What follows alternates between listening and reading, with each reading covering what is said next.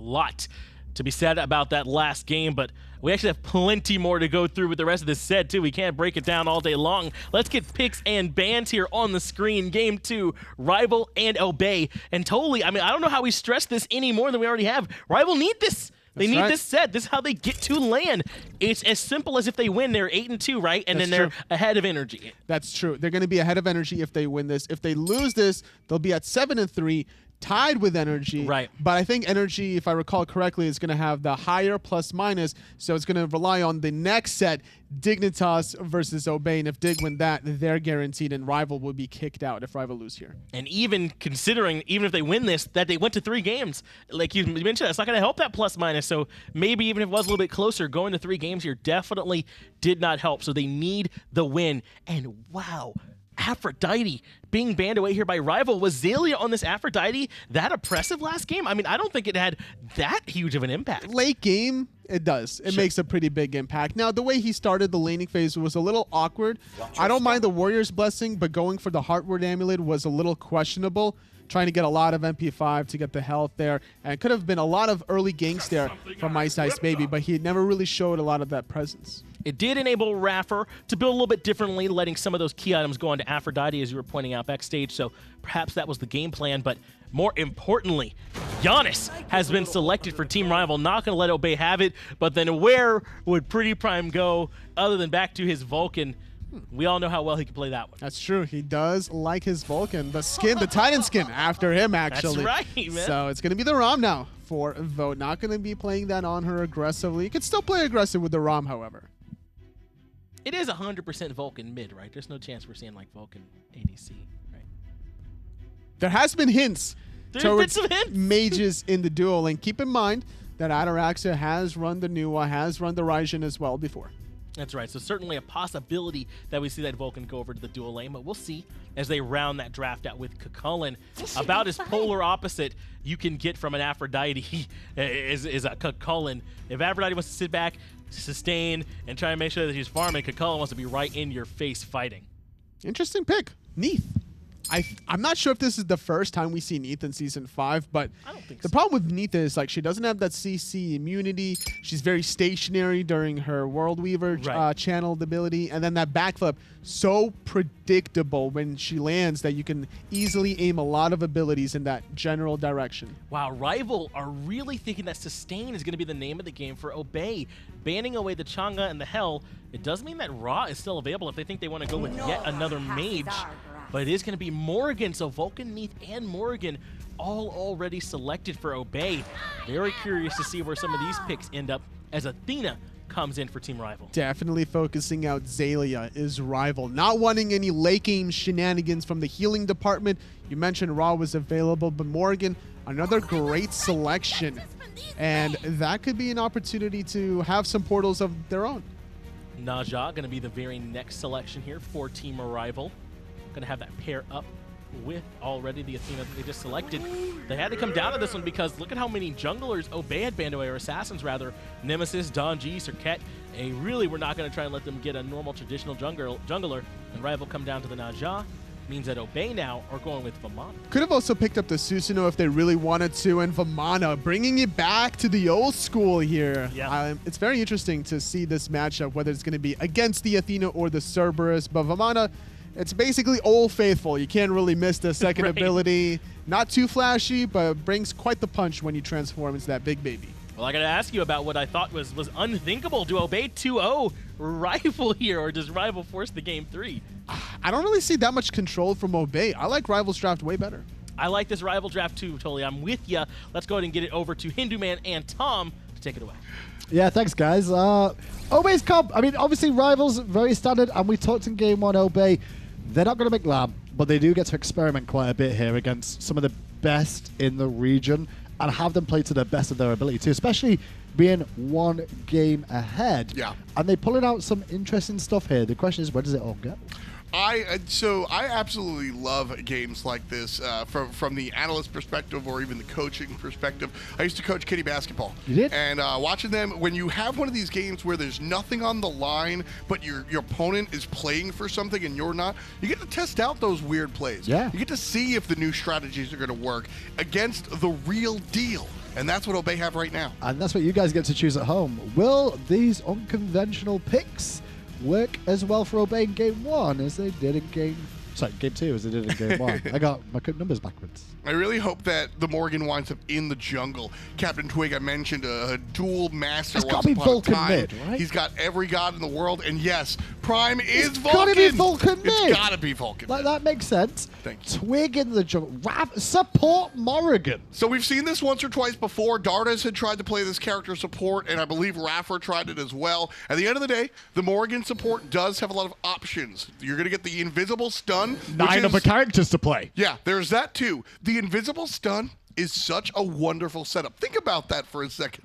It is one of the few initiations that can hit multiple players that is literally impossible to be telegraphed because you're invisible. And if you do go tanky, even if you do go aggressive like that, it's going to take him a long time to kill you. Plus, your ultimate does allow you to buy a second of time, abuse some of the situation to get yourself away from danger as well. Start of the game, though, early aggression from both teams on this right-hand side. Twig took a bit more damage than he bargained for as over-the-wall iCeicebaby came in with that blink, as well as Callus with the sprint to try and spin things up there, but it didn't come to anything. I love seeing Prime on this Vulcan. What did Tully say about the baby? Old faithful? Vulcan is old faithful for Prime. Yeah, there's no reason to not see that again. I think Twig of the Jungle played a Vamana is less of a surprise to me than seeing maybe this Morrigan support again. Absolutely. That's probably the biggest thing here. How is this Morrigan support going to work? Well, the Vamana jungle, we even saw that once before. Wlfy played it in North America and it went and fragged. Yep. He went nuts. See if you can do it again. He's also going for a very similar build to what Wlfy started off with too. Wlfy went for the hasted katana early for additional speed, mobility to get around the map and, you know, cause some problems. Neith, though. Neith, that's another thing to mention. There's a Neith. I've not seen Neith since, you know. Well, I was going to say, Emilito played it probably like the last lad. Him and Clout were the two big proponents over in each region of Neith every game. I love Neith here in this composition because it's going to allow Twig and Prime to do what they do. It's a facilitating carry here, similar to what we saw out of the Janus from Prime earlier, where he was the facilitator carry. He's there to just, I'm the carry, I'm the mage, check me out, but I'll also portal my guy out of problems. Yeah. Ataraxia is there like, look, I'm the guy, I'm the carry, but also stun people from across the map so that the baby can knock them up and knock them down. I gotta say, this Morrigan support is gonna be a very interesting tale as this game goes on, because it's not only like playing it as a support role, it's like there is too many options to turn into where you're gonna get the randomization, and making the right choice every single time is not an easy task, you know? Like, you maybe like, I'm gonna do Athena, and we're both gonna ult to the right-hand side because Callus is gonna go too, or how about 2 Neith ultimates? You want that in your head in the solo lane? There's plenty of variability here that can make an impact. Double Neith was really scary. CaptainTwig caught up by the Najah. The body block is good. Wlfy providing a portal as well. Oh, no. Still going to fall down, though. One auto attack from Wlfy might be enough, but they're going to give up the goose on that left-hand side. iCeice, though, has the speed. Still going to give chase. Ring toss is needed, or a sash. Ring toss down for another 4. Sash available. Blink was up, and he chose not to use it. Prime, though, in the mid lane has to be careful there. Really smart play by Twig and Prime there. Two-part. 1, Twig continuing to run, understanding he's going to be chased, and 2, making sure to spread out. Not go towards Prime. Exactly. Yeah. He doesn't stand next to his mid laner, which is what you should do 99% of the time, but when you're against the Najah specifically, and the Zeus, if you will, you got to watch out for that chain lightning. Well, iCeicebaby on this left-hand side. Ataraxia giving everyone a bit of a dance party. He's inviting iCeicebaby to the show, though. He is, and iCeice is going to join in. It's Rapper, though, that they're going to look towards. Taunt connects. Rapper trying to escape. Good 2-man stun, but the rollout comes through. Blocks a little bit as the ring toss, but Vote with the last auto. Vote is having such a great split, man. Not only just the auto, but he gets it through the wall thanks to the Astral Arrow. Really good split for Vote so far. Nice little gank. That's what happens when you start playing music loud during the day when people are trying to do work, you know? Like, we're having a big old time in the night, so trying to have a little party going on for himself. Rival's like, no, we don't have time to party. We've got to get to LAN. See, that's the beauty of video games. You can be somebody that you're definitely not in real life. Nate's a party, yeah? Do we know the same Nate? Oh, he definitely does. Nate's idea of a party is a 3rd sugar cube in his tea. A 3rd sugar cube? That's crazy. That's sacrilegious. Now we're talking short-haired Nate. Long-haired Nate, on the other hand, that's a party animal. Not just in the back, yeah. That's the way to put it. When Ataraxia had, I always like to maintain that long-hair Ataraxia was actually the evil twin that took over for a year. I think that's the truth. He still did all right. Oh, he still did well, but Yeah. he was certainly a little bit more, what's the word I'm looking for? Savage. Oh, that's a good word. I've not heard that in a while. 1 kill so far, though, to Rival. Goes over to Vote, which is going to help to get his build online that a little bit quicker. Ataraxia going for the Transcendent start. Something we've not seen from Hunters for a while, but then again, Tom, it's an ability-based Hunter. Neith is a mage. I guess, yeah. Neith is a straight-up mage, and the fact that we haven't seen more Neith in a World of Transcendence and Crusher the way it is and has been, PS Crusher just nerfed a little bit, but still a strong item. I mean, Ataraxia with this choice on the Neith, and Yeah. it's just her calling. But it's not just that. I mean, the map is bigger, so global presence from that World Weaver is so strong to get across the map and make an impact elsewhere. Nice sash after that pull! Ice-Ice-Baby! And look at what's waiting when he's landing. The Athena came through to make sure they even used space and time for good measure there. Beautiful play from Rival. You know, I liked your misspeak right there. Yeah. Spice and time. Spice and time. That's exactly what Wlfy does. Grabs the kill with the ultimate there real quick. And, you know, just to follow up on the Neith conversation, I think the other side of that coin is the fact that Hunters have been asked to be the late game carries. And Neith is not going to be that late game carry that people are accustomed to. But make no bones about it. I mean, this is a Hunter that when you build all of this, we expect to see the Transcendence and the Crusher after these attack speed boots. Yeah. She's still going to swing really hard. And Rama isn't a terrible matchup for her either, in all fairness, because of her Unravel. It reduces attack speed. With Hunters that are basic attack focused, Unravel is very, very impactful for reducing the attack speed they put out. Yeah. And so the steroid is kind of nullified. Everybody knows about the healing and Yeah. everything like that, but the 30% attack speed debuff is big. the really important part. And it's AoE. Yeah, and again, high scaling for the Hunter, 80% on that ability as well. So building her into the Transcendence and stuff, yes, please. Well, we'll see how it works out for him. At the moment, he's got his full boots online, though. Looks like it's going to be the Ninja Tabai this game, just for that attack speed extra, I guess, in the laning phase. But just keep an eye out for those World Weavers coming through later on. Like I said, or like we both said, the ability-based build is likely to come out, which lacks in the attack speed. Yeah. And Neith naturally lacks in the attack speed, has that anti-steroid, right? So she doesn't have one in and of herself, so she's going to need a little bit of help from those attack speed boots. It's always awkward with a Neith as well, of like how the build kind of transitions throughout the game too, because you want Executioner, because Hunters love Execution. It's a fantastic item. Hold that thought though. Twig getting aggressive again, going to put a bit of a beat down on Wlfy, and Ice-Ice-Baby! And there's Prime with a lovely ult. That's the Neith. That's the Neith. That's the power of the Neith. Well, Neith and iRaffer under pressure now. iRaffer slinking away into the safety of the jungle, away from where the Rama can look. Space and Time was fired there as well by Rival. They won't find him. iRaffer went south, and Ataraxia went north. Now iRaffer showed back, but he's going to steal. That's what I said earlier. You know when in the last game when he was doing that, I'm like, he would have liked to live because he'll go farm. That's what iRaffer's very good at doing. Oh, and I love that. No, I don't. I don't love that it's Hard the to big disagree. one. That's the reason. Take the little guy and the big guy and leave the third big guy. Always leave the baby one. Everyone forgets about that because a camp does not respawn until the whole camp is taken. I don't understand why we don't see more players looking to take the red and one baby, looking to take the speed and one baby. If you're not going to get it on rotation. That's it. It's because the idea is that if you're able to invade the red buff once, you're going to be able to invade it more than once because you have the timer. And so teams want to maximize their presence in the enemy jungle. When you see the game get later and later and there's objective spawning, that's when you see teams leave up those camps because they say, all right, we're not going to be here the next time this spawns because the Gold Fury is going to be up. And frankly, we'd rather have the Gold Fury than the XP camp. That's really where you see that really tactic come out. Well, both teams so far have had very good controlled aggression, is the best way I want to put this. Because the first kill came for some controlled aggression with the right time, right place. And then Obey answered back with the World Weaver, followed up by PrettyPrime's ultimate. But then Rival, recognizing the situation, turn it around again. That's where all the kills have come from so far. Neither team really overstepping to an extent. Just being answered nicely from each team. I loved that Neith ult, and basically because it exemplified exactly what we brought up. He's there to assist the players to get stuck in the ultimate from PrettyPrime and CaptainTwig and everybody. I mean, those ultimates, CaptainTwig, you can run away from.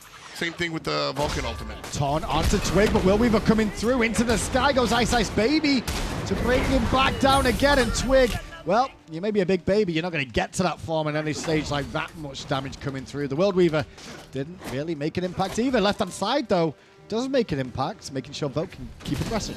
Last game, we saw Deathwalker get the Cursed Ankh to deal with Xalia's Aphrodite, and arguably one of the other selections.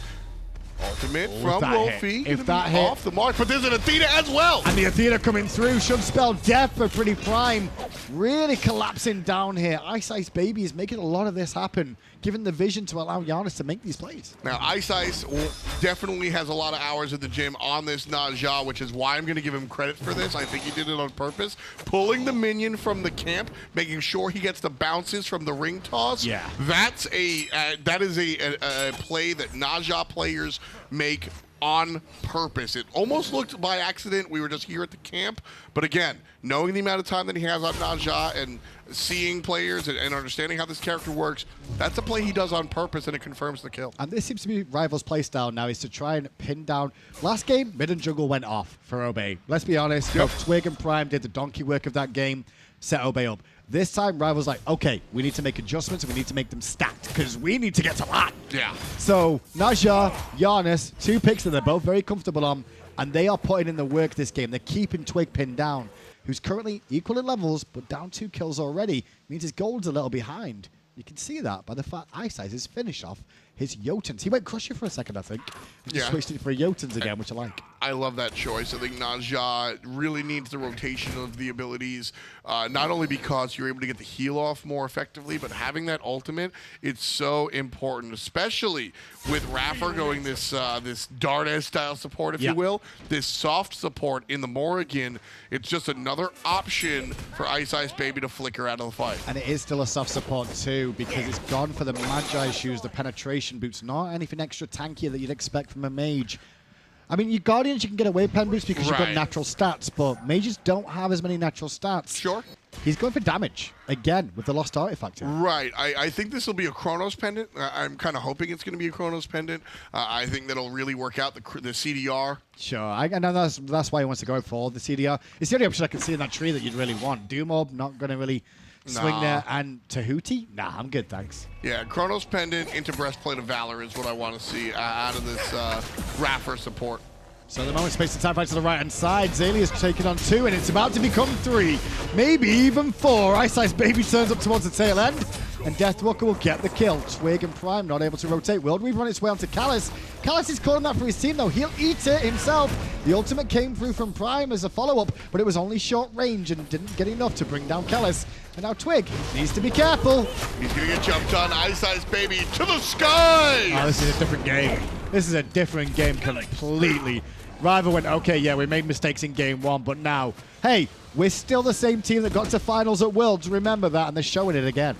Double Neith ult was really nice there. Doesn't actually help much, but that's another positive of the Morrigan support. She couldn't make the full rotation because she had to stay in lane. Ataraxia wasn't there, and with the Ram vote there, that's just a tier 1 tower that goes down. So the Morrigan goes into the Neith instead of the Athena and can still impact the fight. At the end of that there, you saw the Pyromancer go down. And yeah, Pyromancer isn't as Wlfy as a Gold Fury, but if you kill all the members on the right-hand side of the map and all the members of Obey on the left, just take the free buff, you know? You don't need to rotate all the way to Gold to try and do it there. Take the Pyro. Nice little additional thing for Rival there. And Prime and Obey have fantastic objective secure, but they don't have a composition that can bring that objective down to the secure area efficiently. Ataraxia on one of the worst hunters to go and siege these objectives. CaptainTwig, nothing special on the baby either. I think Neith's not so bad. Neith's not so bad because of the backflip and into the damage from the Spirit Arrow. You can detonate it for the explosion, which is not terrible. It's good confirmed damage, but not the sustained DPS. I'm looking at characters like Rama. I'm looking at characters specifically. I mean, Artemis is the hunter, the crit, and the attack speed. Those are the guys that you look to shred the objectives. This composition, like you said, with the combo from Ataraxia and PrettyPrime's ultimate, will do a great job of making sure that nobody else can steal this, but getting it to that point where it's at that execute threshold, if you will, That's going to take some time. A different hunter and a different jungler. Obey might have been able to respond to the Pyromancer with a gold hero of their own, but because of their composition, they were limited. Wlfy level 13 in the mid lane. We've been involved in 5 of the 6 kills so far. This gold view has been made short work of by what you said, but in the sky, the big ultimate from Prime came from Twig. It's a taunt, and once again, Callus's Athena is dangerous. Always has been, always will be. Xaliea still here on the right-hand side. Ataraxia and Prime in the middle. There's a nice initiation coming out from the solo lane. Obey Alliance going to pick up the Gold Fury here. Still drilling with some damage. Half HP on the objective. And Xaliea creating a mess. But he's going to fall down. Meanwhile, the rest of the team of Obey are not able to do the Gold Fury at all, not even get in range. The tanks are dead. And with that, Rival go back to the Gold Fury. Only Prime around, no ultimate this time round for him. Looking for a backfire and meatball instead. He eats a sash. And iCeicebaby gets the killing spree. Rapper cannot do anything about it. Rival get the Gold Fury. The ants go marching one by one. Hurrah. Hurrah.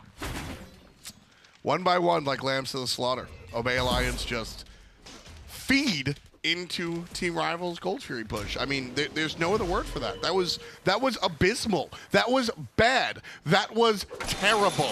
PrettyPrime's ultimate takes Team Rival off of the objective by itself. CaptainTwig involves himself for no reason and gets collapsed on and dies. I think one of the reasons for that, though, is a lot of people are expecting that when you see Vamana, he's not going to be the one that gets aggressed on, right? That's a tank.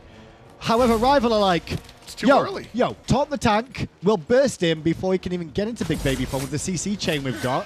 And then what do? Well, you've got a Morrigan in the support role that's going damage or even control, I should say, for more CDR. Yep. So you've only got one front line left, which is Xaliea. And when he falls, what's next? Prime's going to run in? He kind of had to. There was no other options.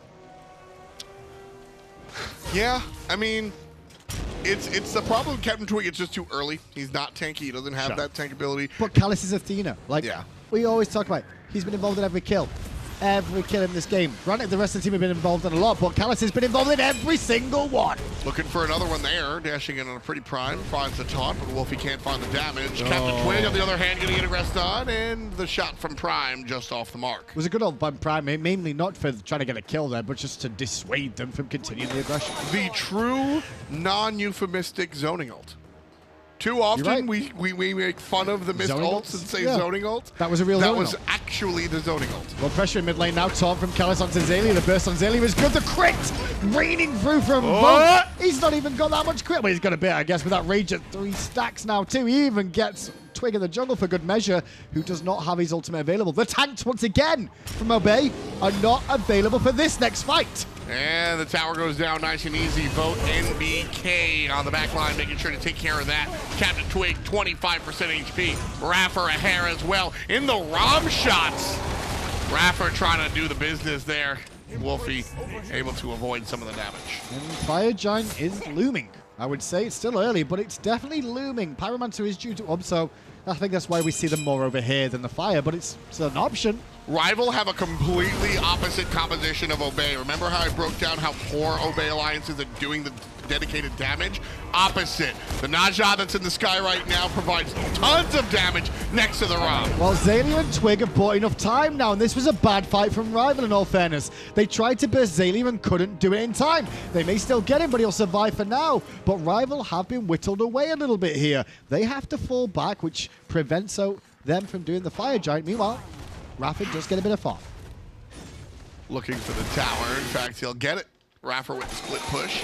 And that's okay. Like, I'm okay with that. The thing is like he's kind of, it feels like he's arguing over farm potentially with Ataraxia in this lane by doing this, you know? Because they both want to be there doing the same sort of thing to an extent.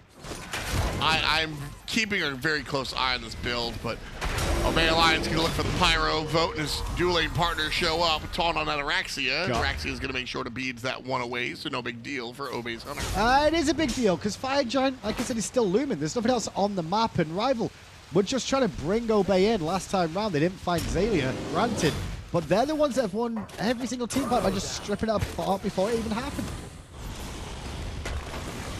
Right side. Is that beads on Xaliea? I think he just beads out of a portal from Wlfy. May have done so. Okay, No, it's it's just a teleport. teleport. He teleported to the tier 2. It was a timing at the same time. Yeah. Look at this though. Ice is keeping 4 busy and nearly getting himself a kill. Maybe a bit too much though. A bit more respect needed there, Ice. The rest of his team though did get a tier 1 and looking at the tier 2. Xaliea dealing with a couple of players here. And it looks like Team Rival going to look for that fire giant. Remember we were having a conversation about naming the abilities? Yeah. Somebody recently, I think it was AJ, called the Vamana 2 the baby sneeze. I really like that name too. I wish I actually did make it like when he did it, he grew achoo, like something like that would be good. That'd be much better. It was. But it really is. It's It a just, nice one. It doesn't feel as impactful as it really is, that ability. It hits so hard and it does a ton of damage, Yep. and it's just like instant. It's unmissable, as Toli says, and at the end of the day, it's just a really simple ability. Vamana feels like a character from Smite 2013. He's a very old character, and he kind of feels dated sometimes. I mean, we say that about Vamana, but then like Anher, he was around that time too. And Ymir? Ymir, they're still relevant gods, you know? Yep. I think Vamana. It's just not his time. That's all it is. And people just not giving him a chance. And he's slowly making his way back here. Vamana does have issues with his ultimate. I think it's too easy to shut it down. Cursed Ankh existing is really bad. You can see that being picked up by Kalas. Only one of them, though. Deathwalker goes for the shell this time around. You only need the one. The big baby appears and the big baby disappears faster than a sneeze. And the key point here is CaptainTwig needs to use that ultimate offensively, because if he tries to use that ultimate defensively, he just gets bursted down. That's why we've seen more Vamana in the jungle than his quote-unquote traditional role in the solo lane, because he used to use the ultimate to be a big tanky frontline you can't walk here presence any longer. But with the advent of heal control, and specifically the Cursed Ankh, it's just not an option, but he provides a ton of support as far as aggression is concerned. Gold Fury nearly down. Gold Fury's about to drop a base, steal away the Gold Fury. The fight, though, is all running away from Rival, now trying to stay alive. Big Baby on the front line, just pushing them all back with the thorns around his waist, as Callus does manage to slip through that portal at the end. Obey come out on top with just a Gold Fury. Smooth moves right there, and it's wonderful. I feel like somebody wrote this game for us. CaptainTwig does exactly what we're talking about. When he uses that ultimate reactionary, he's gonna get blown up. Yeah. So he has to use that ultimate like he just did, and you gotta run away. He's got 50 power on the sword, bunch more on the boots. Ooh. Oh, cheeky fire giant and stab. Callus is already here. Obey still looking at it, still hurting it. Now they're gonna back away. Taunt on Twig. Twig no ultimate, remember, gets slashed by Baby, and into the sky he goes. A landing boat's gonna be waiting, but it's not even needed. Twig is off the map, and into the sky goes Vote. And he's looking for Ataraxia. He would have been dead if it wasn't for the Aegis. Wonderful reaction coming out from Neith. And now Raph is the last one on the front line, sashes away, trying to get away with the invisibility, but not this time round. Rival with a big win there. Obey just bit off a bit more than they can chew by trying that fire jump. I like it, Tom, because they were falling behind in this game. Granted, the gold wasn't that big, but I just didn't see it, you know? I just didn't see this comp working with how it started. Yeah, I didn't like that move, frankly. The teams were close. That was a desperation move. That's a Hail Mary, to use the American football terms. And frankly, you're down 4,000 gold at that point in time. You don't need to make the desperate move. You know, I think they just realized that they're going to get whittled away as this game goes on.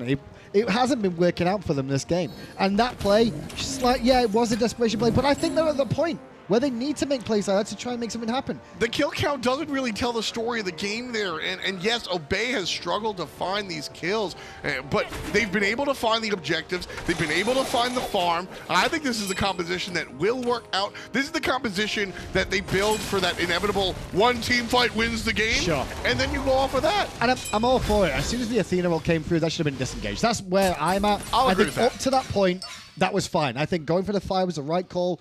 You're in a sort of a desperation scenario, potentially. But Athena roll comes through, you're like, no, they know we're not going to have time to burst this down. I would like to see at least the turn and burn.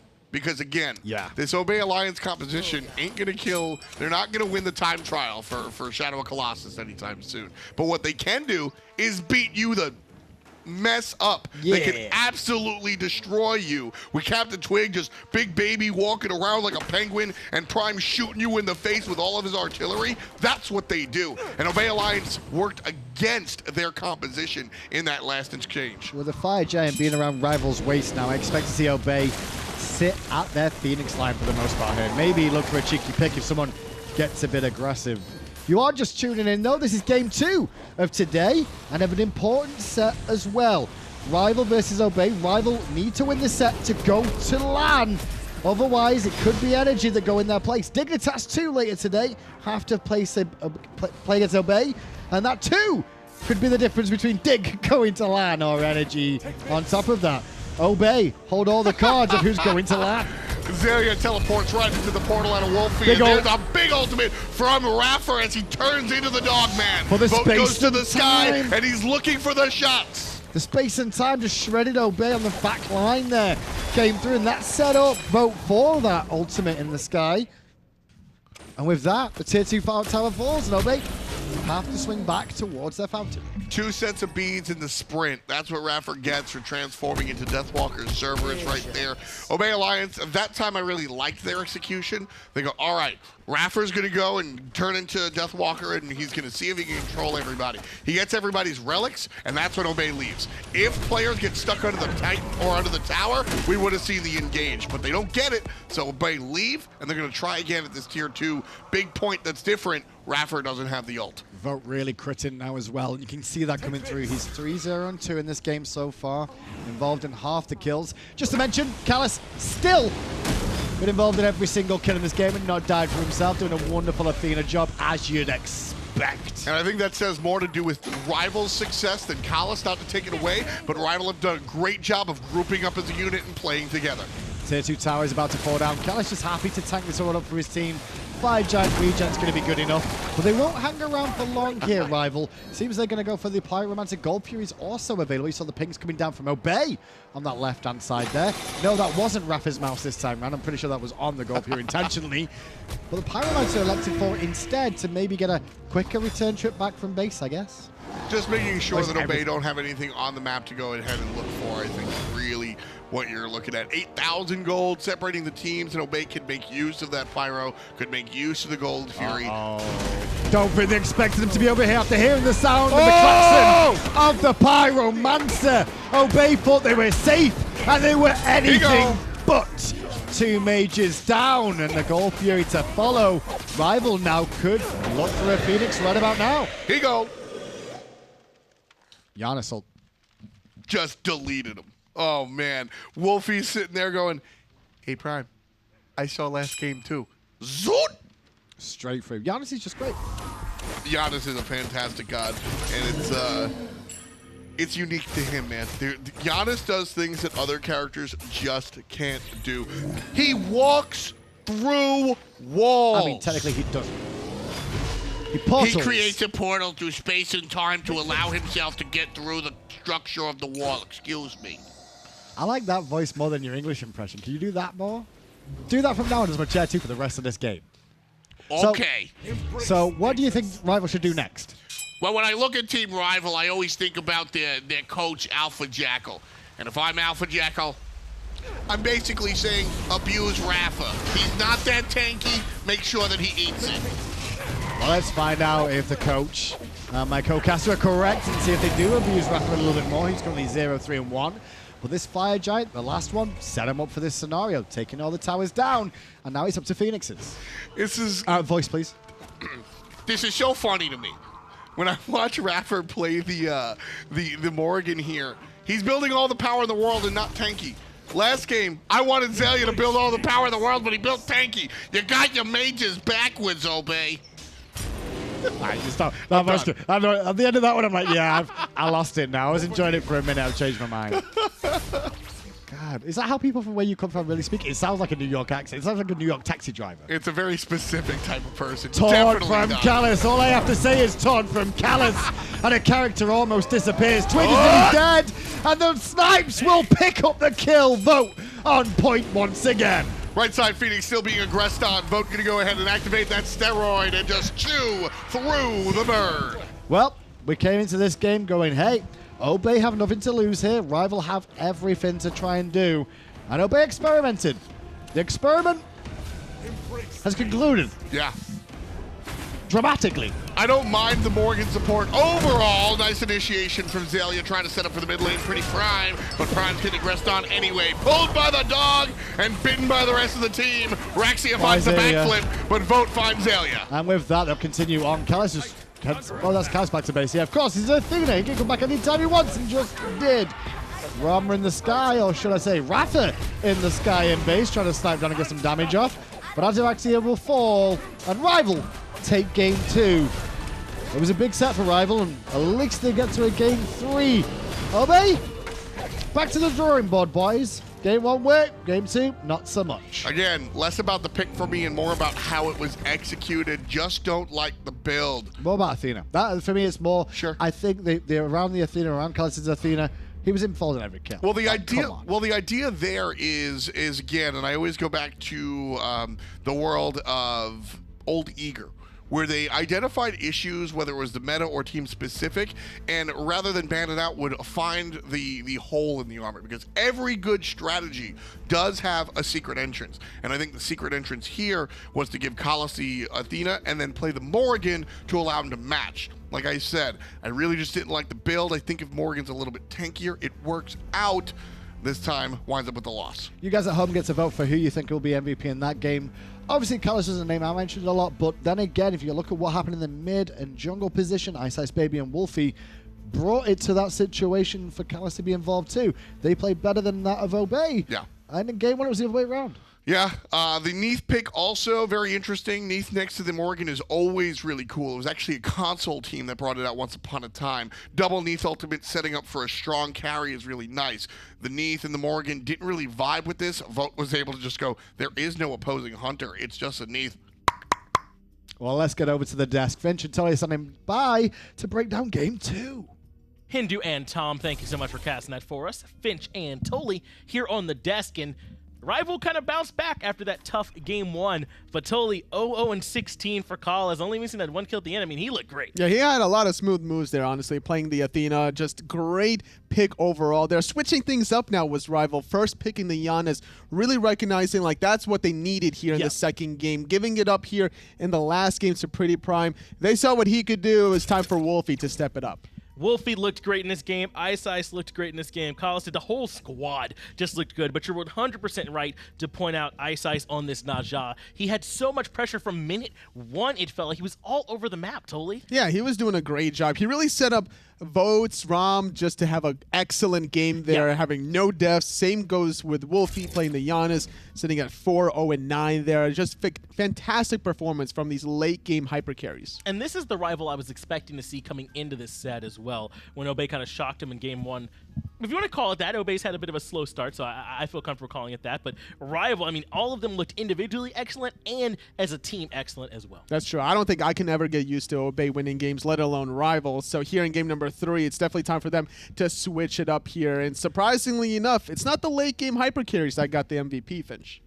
That's right. It was not those late game hyper carries who were able to grab that MVP. Instead, it was Callus on the Athena. And I like this, chat, recognizing that the global presence, the taunt, it was just too strong, constantly controlling this team fight. The setup was just perfect there, honestly, here. And against the draft from Obey Alliance, it was just even better. So, right, like you're against a Morrigan support.